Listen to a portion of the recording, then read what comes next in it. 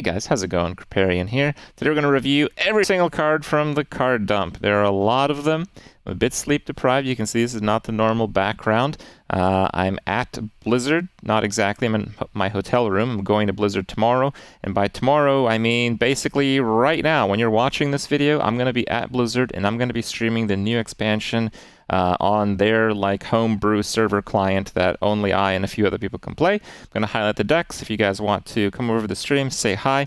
We're going to have a special surprise for you guys. I guarantee that it is worth your click to witness what will happen on the screen. That's right. That's for everyone involved. And yes, again, this is a video that we're going to do live. We're doing live on stream right now, but it's going to be put on the next day, so you guys can see just what of a master I am in these videos, because I can just talk nonstop forever, even under extreme sleep deprivation, which is basically right now. All right, as far as the cards themselves, this is the card dump. This is the last bit of cards from the Rise of Shadows expansion. So we basically get to see the whole set. And typically on this card dump day, we usually get some really crappy cards. And as you will see, this is not the case for this video. This is no ordinary card dump card reveal. These cards are incredible, okay? It is without a doubt that we will see a brand new version of Hearthstone when this expansion comes out. Or basically right now, if you want to go watch the stream, please go watch the stream right now. The link is below. Thank you. Okay, good. Let's get to it here. So Shimmer Fly. We're going to run through these pretty quick because there are a lot. Shimmer Fly, it's 5 stars. All right, you don't need me to tell you how good a 1-drop with fair stats, the beast tag, and card generation can be. This is basically a card that you put in every single hunter deck that you ever make. Maybe one that, kind of utilizes death rattles and you want to siphon death rattles that are a little bit larger than 1/1. Maybe not that, but just about every single other hunter deck is going to be incredible with this. It's just an incredible 1-drop, but it's not an aggressive 1-drop, so I'm pretty happy that we get stuff like this. It's the 1-drops that feels good, man. Very important for the game health. All right, next up we have Archivist Elysiana. Okay, it's a neutral legendary, 8 cost, 7/7. The battlecry discovers 5 cards, presumably one at a time, so they're presumably fairly decent cards. We've had some discover of basically any kind of card in the game before, and the card quality is average. And you replace your deck with 2 copies of each. So this is kind of like an anti-fatigue card. Now, it's actually possible that we're going to have a fatigue archetype in the game because it's pretty... there's no infinite value stuff, not really. So just adding cards to your deck is pretty valuable. Now, adding 10 cards to your deck is very nice. I think, though, it'll still be pretty niche if it is going to be a fatigue-oriented archetype. Rogue's going to have a pretty big advantage with academic espionage, which is often going to be better than this. So I'm going to give it 3 stars. It's certainly a good card. It certainly has its role, but it has a role that seems to be at least partly, slightly overshadowed by the cards available just to the rogue class. Next up, we have Hench Clan Hag, 4 cost, 3/3.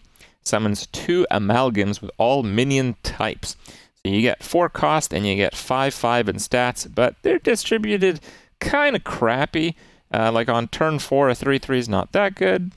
2 1/1s, it's not bad. If you're playing a swarm deck, it's fair. Can you really make use of the amalgams? Yeah, maybe. But it's a bit of a tough sell. You can't say it's a bad card. It's a pretty fair card. It's just a pretty fair card. Don't worry, guys. It goes up from here. These are kind of like pack filler cards. These are pack filler cards. You kind of have to think back. If you're playing Merloks, maybe you do want 2 Merloks with a bit of a body to defend them if you don't have any synergies up. And from what we'll see later today, you might want some Merloks. All right. And we have Exotic Mount Seller. It's a 7 cost, 5/8, and whenever you cast the spell, you summon a random 3 cost beast. Man, Arena's screaming over this card. The stats of this are pretty good. The board filling potential is pretty good. It actually has some potential to see play in these decks that cast a lot of granular spells. A lot of the twin spells do that. I'm not sure if Druid has quite enough, but Mage certainly does. You could play this and then play 3 1-cost Mage spells and get yourself a whole nice board of beasts. Why not? It has some potential to see constructed play. It's a bit of a tough sell because it costs 7 mana, and around that mana range you want to win the game. But it has the potential, so I'm going to give it 3 stars once again. Good potential, very interesting card that I imagine I will be trying, well, on the stream right now, I guess. Then we have Barista Lynchin. It's a 5-cost 4/5. The Battlecry adds a copy of each of your other Battlecry minions to your hand. So it's kind of like a value card. If you're playing Battlecry minions, presumably those are minions that are actually good in your deck. You want to play Battlecry minions to begin with. So playing this is, not too bad.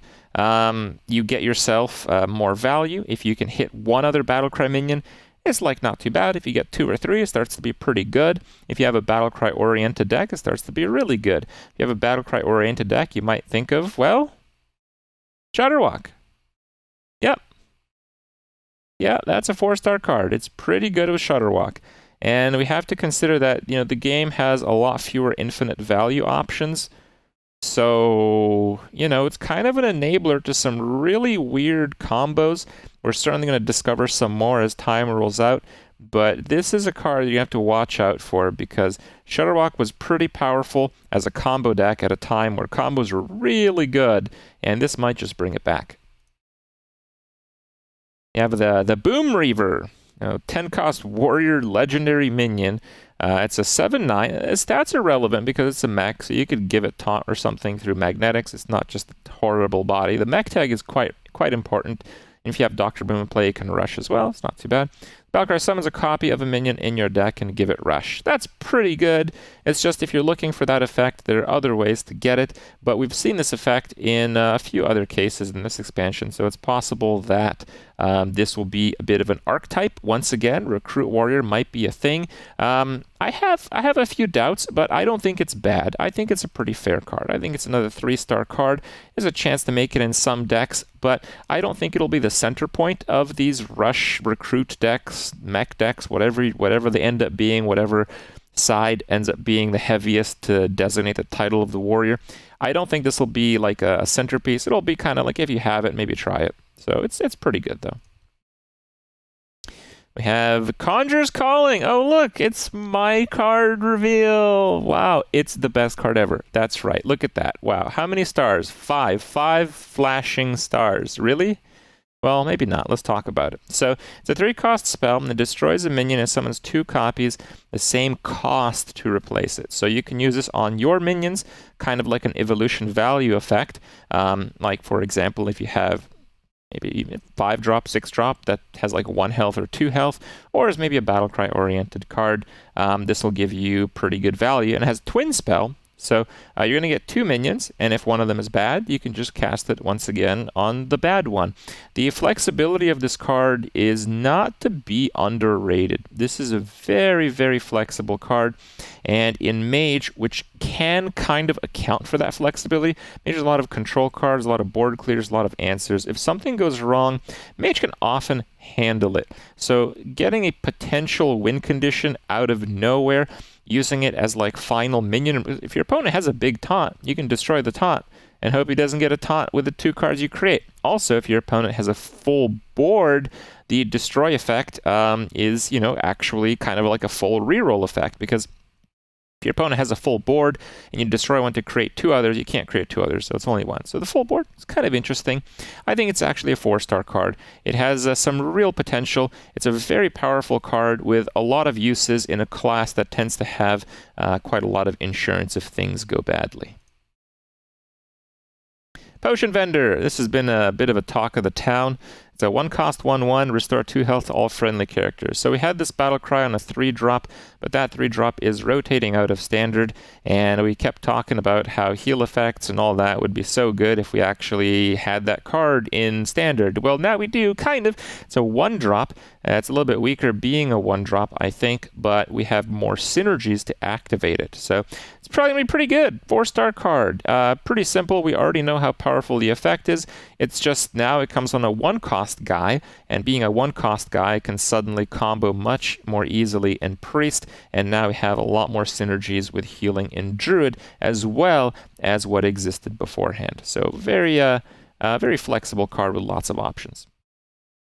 Dalaran Librarian, 2 cost 2/3, Battlecry, summon adjacent minions. So it's rare that you're going to see a positive effect from this card, as unless you're playing a self-silence deck, which we will see with the cards that are still left to talk about. That might indeed be the case, and if that is the case, that's why I'm going to give it 3 stars. Otherwise, I'd give it about 2 stars. It's normally a pretty bad 2-drop, but if you're playing silence your own stuff, or if perhaps mages with a whole bunch of freeze effects are particularly popular, this might actually do the trick. So it's not bad. It's not bad. If I'm going to get filler cards, these are the kind of filler cards I want to get. Arcane Watcher. Well, here we go. 3 cost 5/6. That's a lot of stats. So going way back, we had 5 cost 5/6 minions with basically no effects that were being played. So this is 3 cost 5/6. It's a 5-drop that costs 3 mana. It can't attack unless you have spell damage, but again, we just saw the silence card, so you get, bam, silence it, easy. Well, 2 cards, so it's not really worth it just for that, probably. But there are a few other ways that you can utilize silence effects. You can also just have spell damage. I really like cards like these, especially this one that can be activated off of spell damage, not just silence alone, because they just kind of get ignored.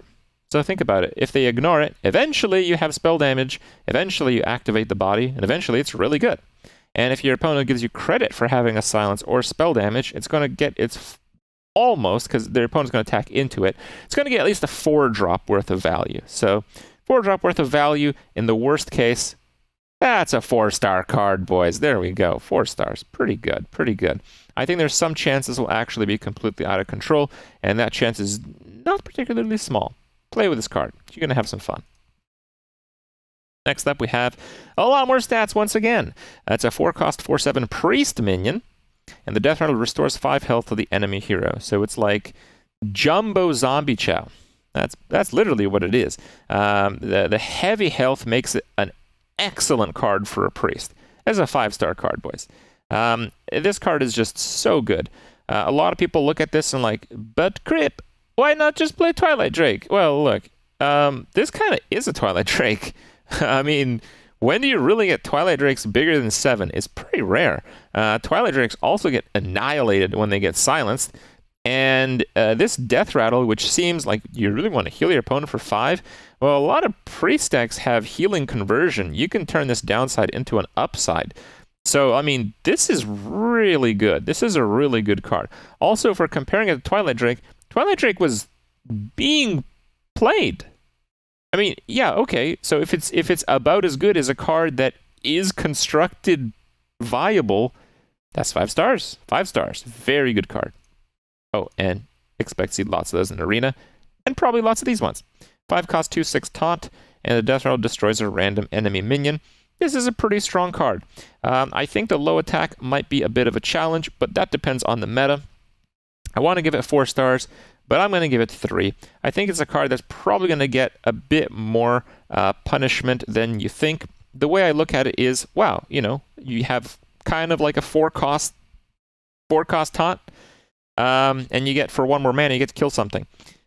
But, well, you match this up against like another 5-drop, and like if the 5-drop has 6 attack, it just trades 1 for 1. I mean, it's not bad, but it's not that good. So 3 stars. The Death Rattle effect can be significant, and just Taunt is always pretty good. So it's a pretty good card. Wagglepick. Oh boy. Here we go. 4-cost, 4/2 weapon. The Death Rattle returns a random friendly minion to your hand. It costs 2 less. It's a rogue weapon. you basically get a Shadow Step at the end of a 4-cost 4/2 weapon. Now, 4-cost 4/2 weapons were very good in Paladin, which had some healing effects. Maybe not so good in Rogue, which basically has absolutely no healing effects. It's a really tough card to evaluate. I feel like in most other classes, it'll actually be a particularly strong card. But I feel like in Rogue, it's a little bit on the weak side. The return effect is certainly very strong, but it's just really hard to get the actual damage value out of this. You're going to have to be playing a deck that does face damage, and if you're doing that, you typically, not always, but typically don't want to be returning minions to your hand. I'm going to give it a high 2-star rating, approaching 3 stars. It's not a bad card. It's a card that I think would be much better if Rogue had ways to actually heal. Yeah, that's about it. Next up, we have Unsleeping Soul. It's basically, if you're playing Silence Priest, why not play this as well? Silence a friendly minion, then summon a copy of it. So normally, this card is pretty awful. It might be pretty good if you're playing like Barnes or something. If you're playing Barnes and you get like a 10/10, but it's a 1/1, you silence it to a 10/10, you get another 10/10. But that's wild. And we don't give a shit about wild. So yeah, it doesn't really matter. Unsleeping Soul in Standard basically means that you get a self-silence effect and a resummon. It's a 2-for-1. Now, the Silence archetype is looking pretty good, but I'm not blown away by it. I'm also not really blown away by this card. I'm going to give it 3 stars. I know there's a lot of 3-star cards, but there are a lot of interesting 3-star cards. 3-star can move up, and it can move down. I don't think it's a horrible card. I think it's a pretty bad card if there wasn't a silence thing going on, but it looks like there is a silence thing going on. It's just, I would rather play a few other silence cards first. So will this make the cut? Maybe. I think so, but I'm not certain. Soldier of Fortune, 4-cost 5/6. It's an elemental. Whenever this minion attacks, give your opponent a coin. This is okay. Yeah, it's just okay. There we go. Pack filler, boys. There's a reason why we didn't see... there's a Hoarding Dragon, which is a 4-cost 5/6 dragon that gave your opponent 2 coins.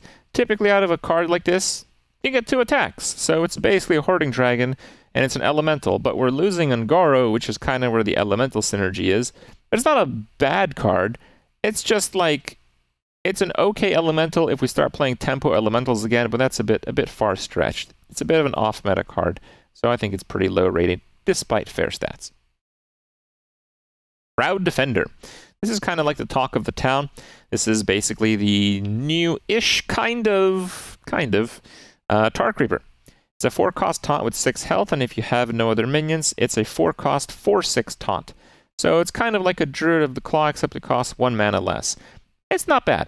I'm going to give it 4 stars. Good taunt cards are not to be underrated. It just doesn't really blow me away the same as Tar Creeper does. I would rather play a Tar Creeper than this card.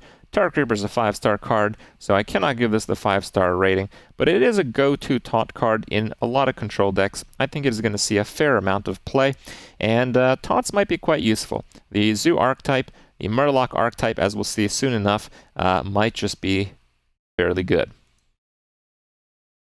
Inferno.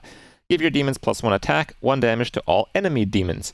Enemy minions, sorry, well, including demons, of course. So, yeah, you get a bit of an offensive Whirlwind effect, which is probably worth 1.5 mana or so, and your demons get +1 attack. Hey, that's pretty good.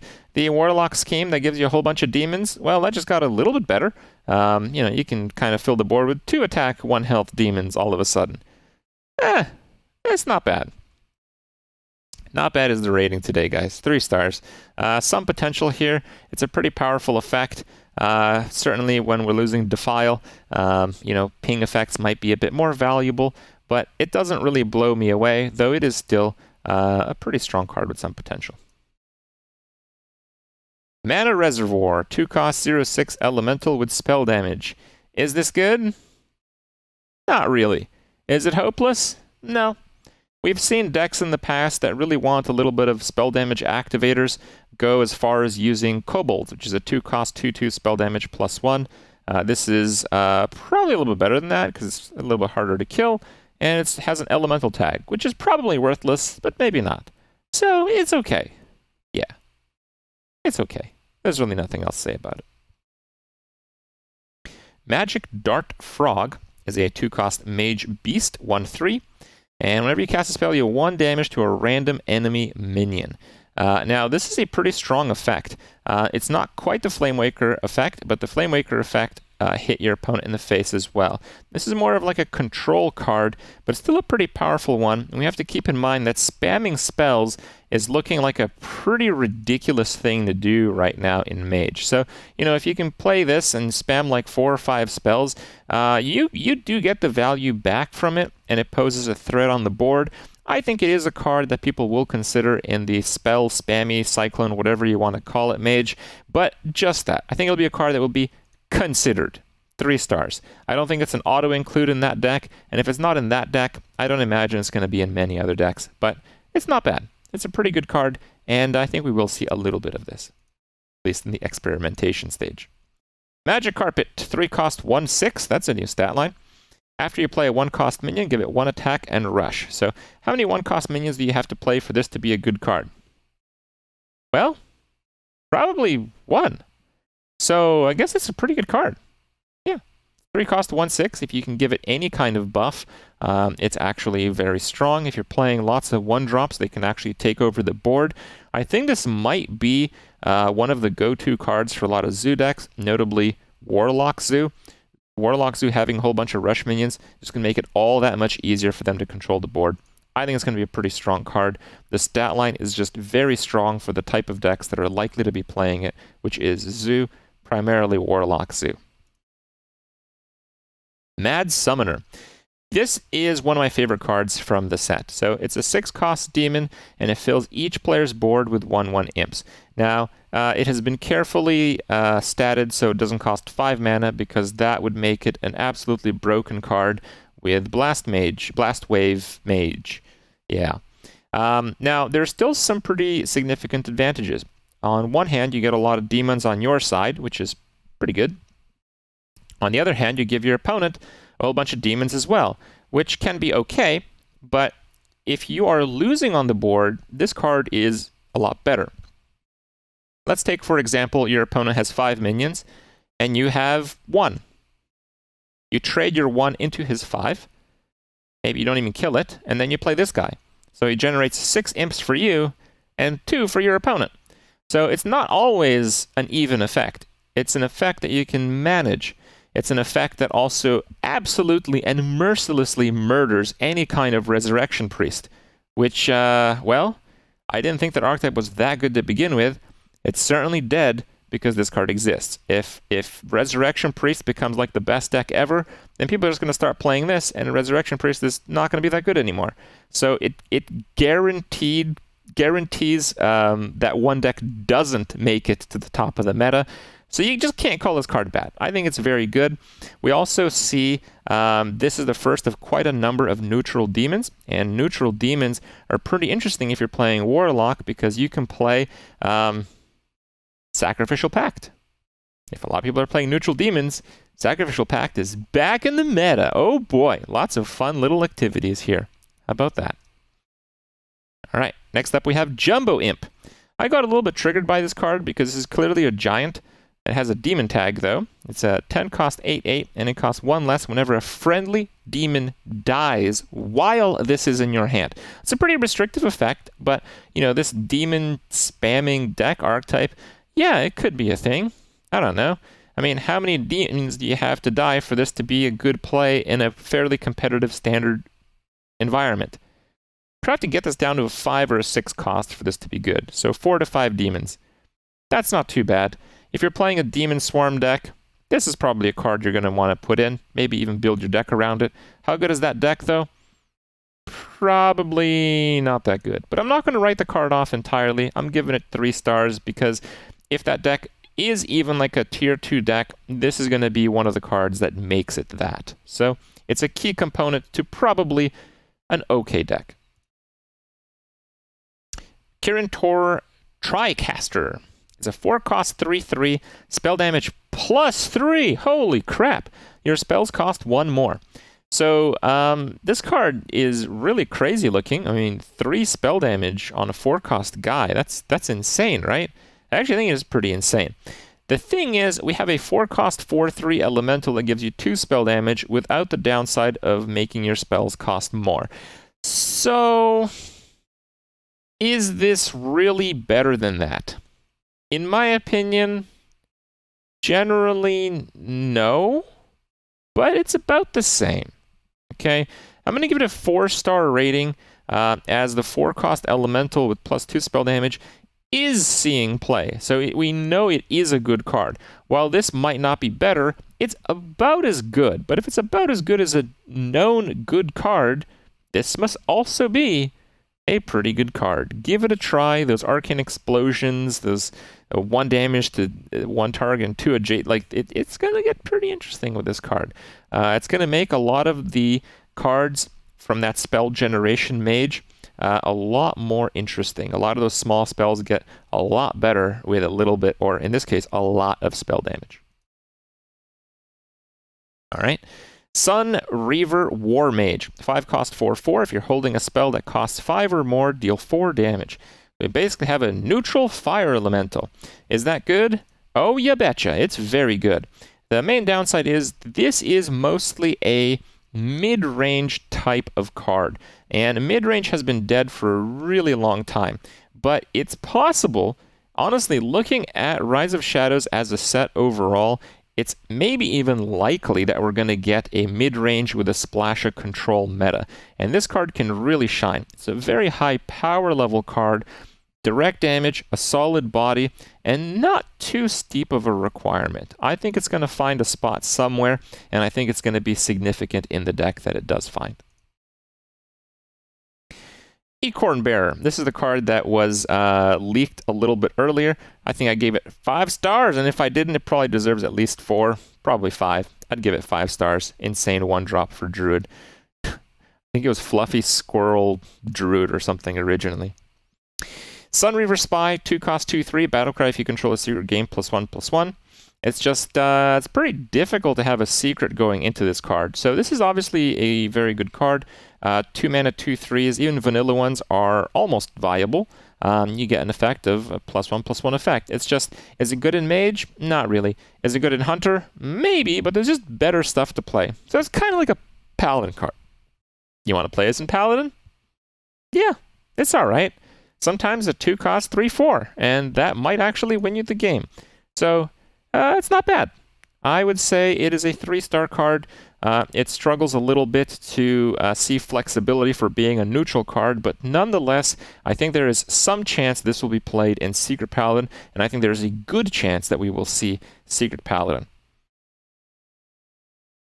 Mysterious Blade. This is a Paladin weapon, 2-cost 2/2.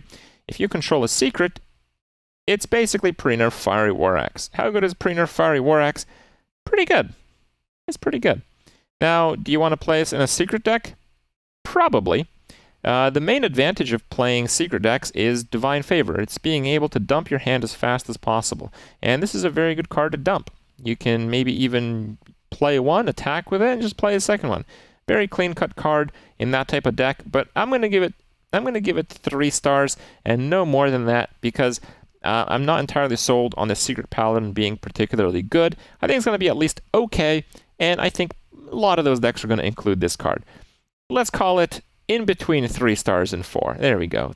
3.5 stars. First half-season of the expansion, if you will.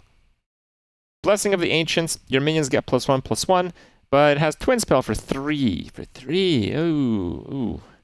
So you really, really need to be using the Twin Spell aspect for this to be very good, because otherwise you just use Power of the Wild.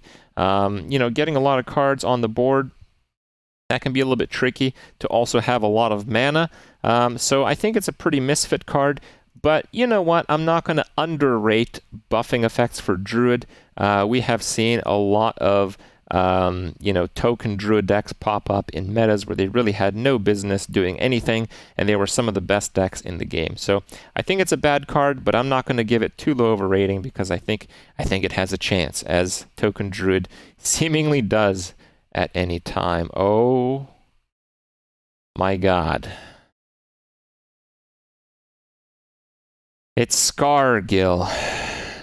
4-cost 4/4 Merlok. Your Merloks cost 1. Oh god. Yeah, it's a flashing 5-star card. Murlocs are coming back, and this is one of the big reasons why they're coming back. This card, along with some of the reload options that we'll see here in a second, is going to put Merlok Shaman on the map. And it is going to be this card and like one other alone. These cards are so strong for the archetype that they are literally building the archetype. And from what we see, that archetype is going to be strong. Shaman is not getting a whole lot else in this expansion, outside of maybe a little bit of a boost to Shutterwalk. But yeah, this is the goods. Scargill. I'll tell you what, there are two kinds of people in this world. People that play Murlocs, and me. Oh my god. Oh god. Underbelly Angler. 2 cost 2/3. That's good. That's like the best 2-cost Murloc, basically. After you play a Murloc, add a random Murloc to your hand! And it could even be this one! Or this one, and then you play 2 of them. Oh god, they're gonna be everywhere. Everywhere. Oh god. I don't like Murlocs. 2-cost Shaman spell. Give your minions Death Rattle. Summon a 1/1 Merlok. Woo! I mean, it doesn't look that good, but let me tell you something. Defile's not in standard anymore. This card's pretty good.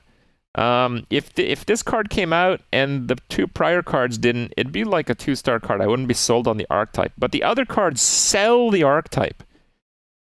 4 stars. Merlok Shaman. Oh my god. Terrifying. Absolutely terrifying. Mutate. Transform a friendly minion into a random one that costs 1 more. It's basically evolve for 1 thing, but it costs 0. Is the 1 mana discount worth it? Nope. It's not. This card is terrible. But you know what? Evolution effects are still okay, even if it has a very low impact for 0 cost. Evolution effects are just kind of strong in general. I don't like single evolution effects, which is why this card is getting 2 stars, because if you evolve and get something bad, then it sucks. So yeah, it kind of sucks most of the time. Rapidfire. So we talked about one of the Hunter Legendaries giving you Thordal spell damage weapon. 2 spell damage weapon. Being pretty good if they actually released cards for Hunter that were like twin spell small damage cards. And I think I even talked about a card that is exactly this one. Twin spell deal 1 damage for 1. So that's pretty good. I'm a little bit uneasy about this, but I'm going to give it 5 stars. I think dealing 1 damage twice is a very strong effect. Anytime you're playing Spell Hunter, just getting that 1 damage on demand twice. I mean, we're losing Candle Shot. This is not quite as good as Candle Shot in the everyday Hunter, but it's better than Candle Shot in a Hunter with spell damage or some kind of spell synergy. So keep that in mind. Oh, and Candle Shot is ridiculous. Safeguard, 6 cost 4/5 mech with Taunt. The Death Rattle summons a 0/5 Vault safe with Taunt. So lots of health. It's deceptively good. Even though you only get 5 stats, 5 Taunt stats to start, I think it's pretty good. The main thing that's going to hold it back is there are some cards with Death Rattle and Taunt that are slightly better. So if this is good, those cards are going to be better. So if those cards are really good, then people are going to start playing a lot of Silence. And if you play this and it gets Silence, it's a 6 cost 4/5 with nothing, which is really bad. So basically, this is a very strong card, but the current environment for it guarantees that it won't be top tier. Toxfin, more Murlocs. It's a 1-drop, but it's a 1-drop that you don't really want to play on turn 1. So it makes it a little bit okay, but it's still super insane. That's right, it's a 4-star card. 1 cost 1/2, not particularly the best, but it's a Murloc. You get the synergies involved, and the battle cry, giving a poisonous to a Murloc, is basically like removing something. So removing something for 1.5, depending on the value of Murlocs at any given board state. That's pretty good in my mind. Ursatron, 3 cost, 3/4 mech for Hunter, and the death rattle draws a mech from your deck. So it might not look that good, but if you're talking about some combos, particularly Hunter mech combos, it certainly becomes very good. We also have to look at it in another regard. It's a 3 cost, 3/3 with a relevant tribe. That's not that bad. If it was a 3 cost, 3/4, it might be justifiable to play it without any ability, but it has card draw as an ability. That's certainly worth 1 health point. This is a very strong card. Any hunter that uses any kind of mechs as their strategy, I think is going to include this, let alone the specific combo decks that might end up being quite strong. Arcane Fletcher, 4 cost, 3/3. Whenever you play a 1 cost minion, draw a spell from your deck. So, how many 1 cost minions do you want to play for this to get value? Probably 2. How easy is it to play 1 cost minions?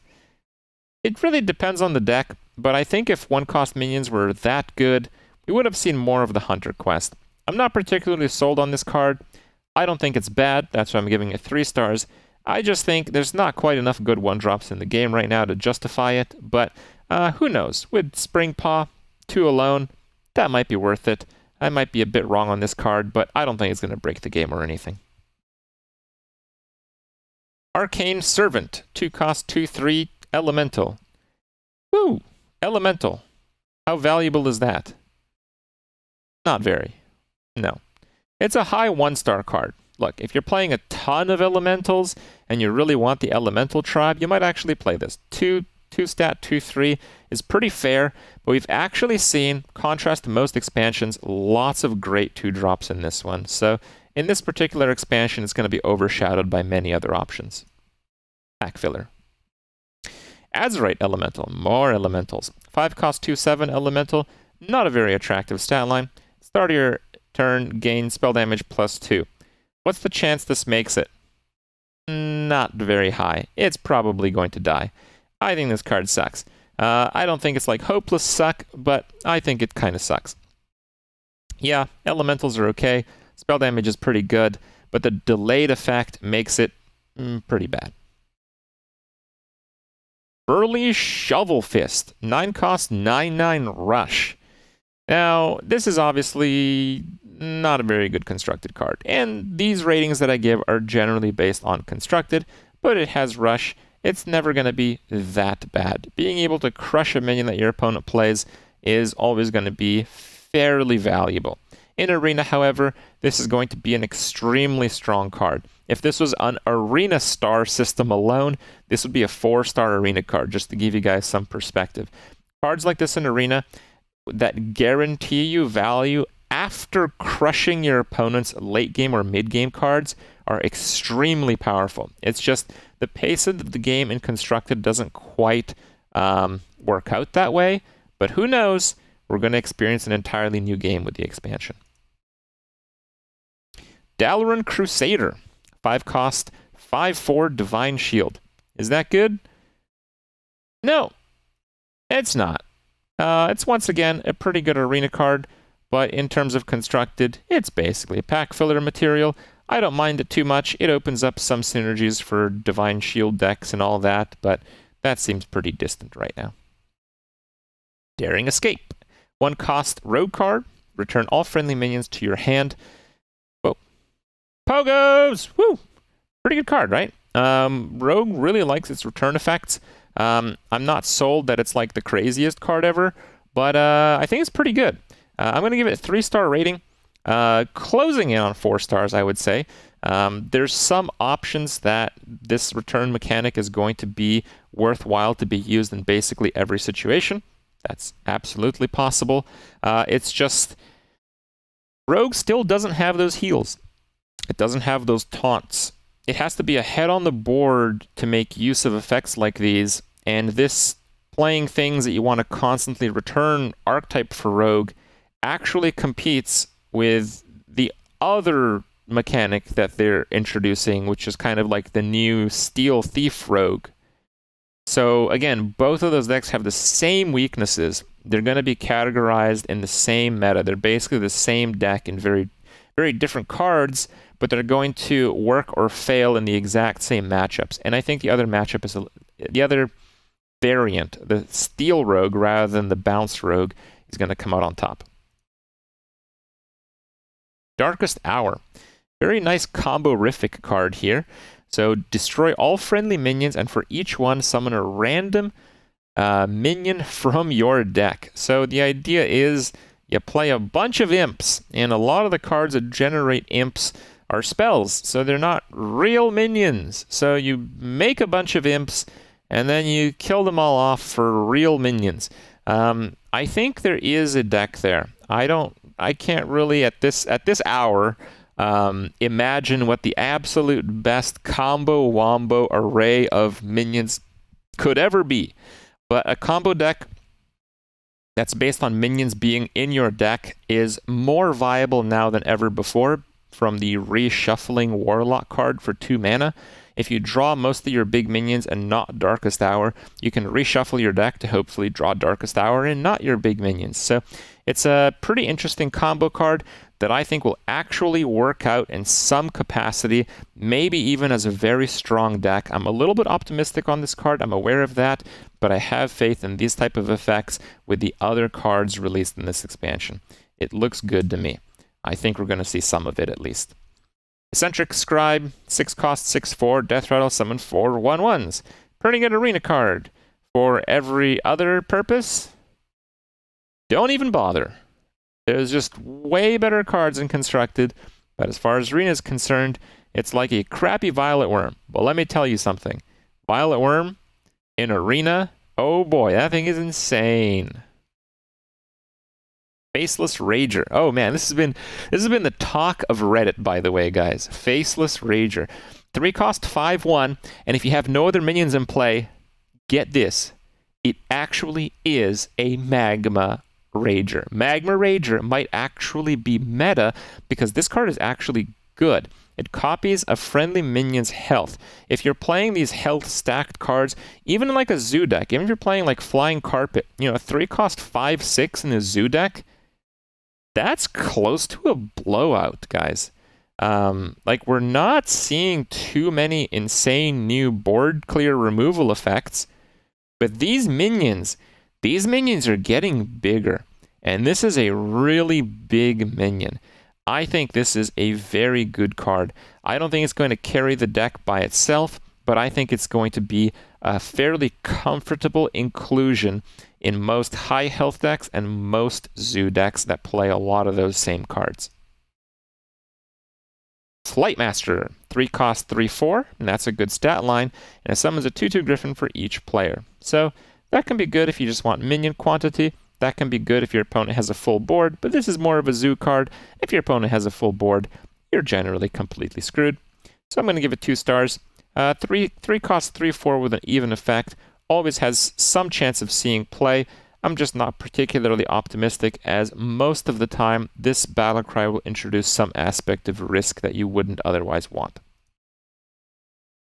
Hench Clan Sneak. 3 cost, 3/3 stealth. Ooh. It's again an arena card. It's a very good arena card. For Constructed, don't even think about it. It's like, at best, in some kind of zoo deck, a budget replacement for an actual good 3-drop. Yeah. It's not that bad, but it's up against far too much competition. Aerobic Innkeeper is an 8 cost, 4/4 taunt with Battlecry, gain +2/+2 for each friendly minion. So if you have like 3 friendly minions, it's an 8 cost, 10/10 taunt. Is that pretty good? Yeah. Is that pretty good for Constructed? Probably not. This is, again, one of these cards is going to be very strong in Arena, maybe even one of the staple few cards. This might even be a 5-star Arena card. For Constructed, I try not to underestimate the taunt keyword, but at the same time, I know the realistic side of playing an 8-drop that gets savagely destroyed by silence, which is basically this card. Rip in peace. Hunting Party. Copy all beasts in your hand. Is this good? Nope. Oh, I think that's a mistake. I think I meant to do... Yeah, let's give it 1 star.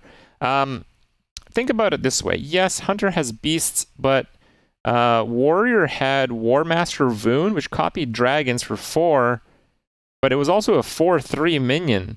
Not only that, Warrior could afford to lose tempo for value. Hunter really struggles to do that. Now, there's some options that this might introduce some kind of insane combo wombos, which, fine, we can give it the original 2-star rating, but it is a real stretch. This card, otherwise, is absolute garbage. So, let's come up with some combos, I guess. Portal Keeper is another card similar to this that we'll see in a second here. So it's a 4-cost 5/2 demon. Neutral at that. Remember, Sacrificial Pact might be a thing. It shuffles 3 portals into your deck, and you get a 2/2 demon with Rush when you pull a portal. Now, how good is a 4-cost 5/2? Not very, but it's not terrible. That's about a 3-drop in terms of stats, and you can get your Rush demons fairly soon. It's just, I look at this, I compare it to the Rogue card that shuffled 3 4/4 spiders. That was a 4-cost 4/4. I would much rather have that card than this one. So, while I can't say it's bad, it's really not that good. It might look better than it is, but I think it's just a fairly average card, and it's going to be tough to really make this the center point of any deck. Oh, there's the other one. 6-cost 5/6. You gain 4 health for 2 mana. I guess that's fair. So I guess it's just as good. Yep. Just as good. Mostly arena cards, the way I see it. They have some chance of seeing constructed play, but it's a tough sell. Recruiting Villain, 5-cost 3/6, and if this minion has 4 more attack, you re-summon it. That can actually be quite annoying. That can be a build-around for a deck. It's just, it's 5 drops. If you're playing 5 drops that are not immediately activated, it's pretty difficult to see them in the type of decks that they would be good in, like zoo decks. You can't really play like a 6 or 7 drop that's like value-based in a zoo deck, right? It doesn't really fit very well in the only deck that it can fit in, even though the power level is relatively high. 2 stars. Spellbook Binder, 2-cost 3/2. That's pretty fair stats. Battlecry, if you have spell damage, draw a card. Woo, 4 stars. Look at that. It's just an okay 2-drop, and you might draw a card, and if you're playing a spell damage deck, you probably will draw a card. That's very good. It's neutral, so my guess is it'll end up somewhere. Sweeping Strikes. Let me just tell you something here. Bam, 5 stars. I think this card is absolutely ridiculous. The way I see Warrior playing out is they play like a mid-size or a big minion, and a lot of the time you want to ignore it and you just go face and try to race down the Warrior or make his weapons a little bit less valuable. This card being in the game shuts down that strategy extremely hard. It also has extreme synergies with Rush. You constantly have to position your minions appropriately. Just think of this with Akali the Rhino.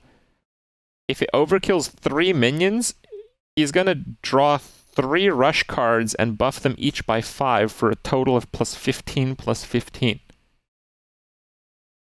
And this is not a one-turn effect.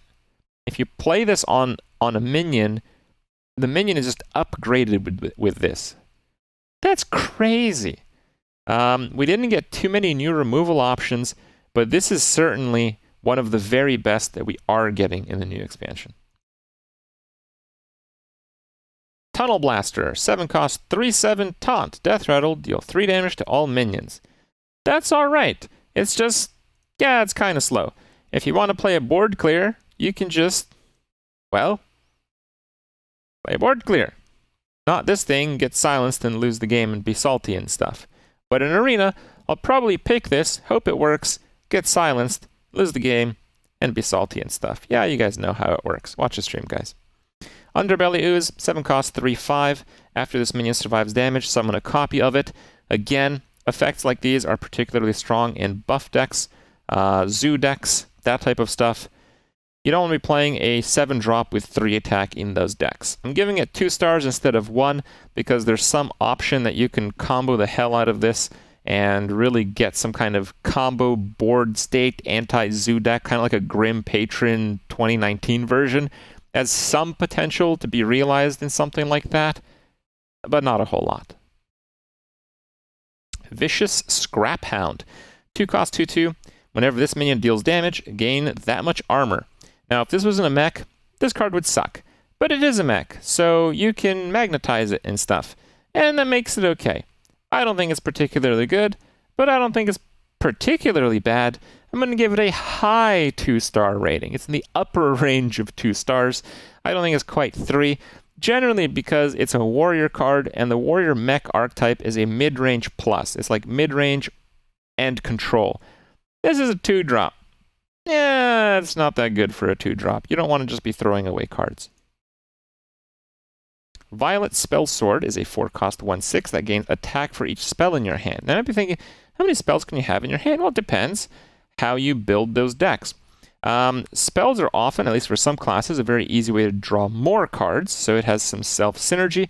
If you have 10 cards in your hand and they're all spells, this is a 4/11/6. Which is totally insane. The most likely result is that it's probably going to be like a 4/4/6, 4/5/6. Is that good? Yeah, it's not bad, but at that stage, you know, you might just consider running a Twilight Drake. Do we see those type of spell-heavy decks running Twilight Drakes of all minions? Nah, we don't. I think this is a card that most people will look at and think is really good, but it's a card that's mostly really good in the arena decks that draft very heavily on spells.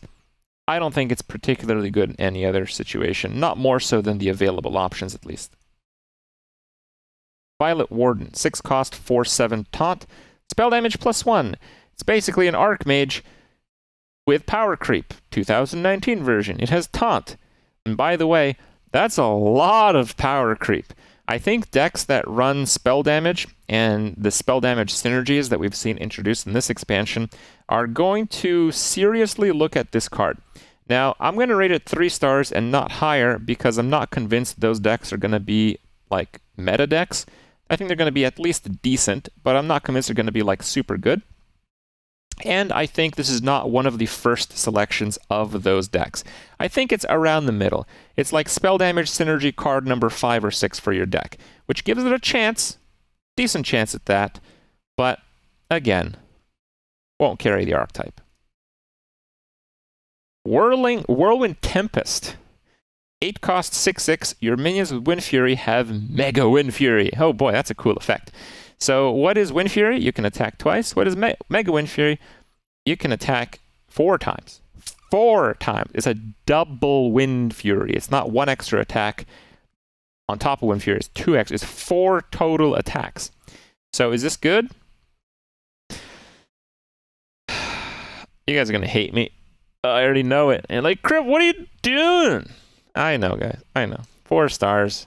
So this is how I see this card. I'm like, well, I'm not going to play minions with Wind Fury. This is a passive effect. So if you can summon a copy of this, you can like Eureka it out. So think of it this way. If you have the card, the Shaman card, Wind Fury, he gets Wind Fury to anything. So if you have like a 3-attack minion, let's just pretend you have like a 3/2 minion on the board. Okay? Just like leftover from whatever kind of game you're playing. 3/2 minion. Rockbiter, Wind Fury, Eureka. Yep. That's a lot of damage. 24 damage. Right? So like this card combined with Wind Fury is an insane start for so many combos. It's a pretty devastating combo, I think. And the tools might not quite be there yet. It's something that I think I'll have to try. But it's something that's constantly going to pose a threat in the combo department. So I am possibly overly optimistic, but certainly slightly optimistic on this card. Witch's Brew. 2 costs, restore 4 health, repeatable this turn. It's not Echo because, well, who the hell knows? I don't know why it's not Echo. I guess we don't like keywords anymore. Yeah, I don't know why. I don't know. Nobody knows, really. It doesn't make any sense. It's a good card, though. Restore 4 health again and again and again and again. A lot of the time, you'll find yourself playing Control Shaman, and the only thing you're missing is health points. This is going to help you get there, and it's pretty nice. You can cast it on some minions, you can cast it on some other stuff. The fact that you're casting a spell over and over again gives you synergy with the Frog Bros. You can play this like 5 times. Next turn, play Kragwa and get 5 copies. You can just heal for an absolute metric shit ton. And that's pretty cool. A lot of synergies. Nice card. Very flexible. Bit overcost, but you're playing Control Shaman, and this is the main thing that Control Shaman is needing. Oh, an Archvillain Rafam. We're back to the very start. That's going to do it, guys. That's all the cards from Rise of Shadows. Thank you guys for tuning me on this review. Hope to see you guys on the stream today. We're streaming all day today, all day tomorrow. Just go check out the stream at any given time in this week, and there's a very good chance that we're streaming, and you're going to love every moment of it.